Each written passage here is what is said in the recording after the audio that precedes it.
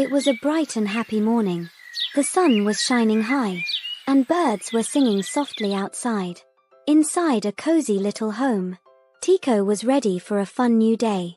Tiko loved to play. He had blocks, puzzles, and so many fun toys. He was having such a wonderful time, pulling toys out everywhere. Soon, the whole room was covered in toys. Then Tiko ran off for his next adventure. But he was moving too fast.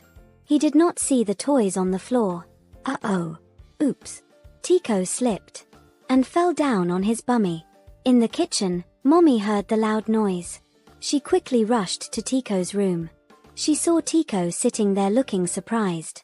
Mommy knelt beside him and asked softly, "Are you all right, Tiko?" Tiko told Mommy he fell while playing. Mommy smiled and asked, Why do you think you fell?" Tiko looked all around the room. Then he noticed something. Blocks on the floor, puzzles everywhere, and no safe place to walk. Oh! Tiko realized he stepped on the toys. Mommy said gently, "Sometimes when toys stay on the floor, someone can trip and fall. That is why we clean up after playtime, so our space stays safe." Tiko understood now, so he started picking up his toys.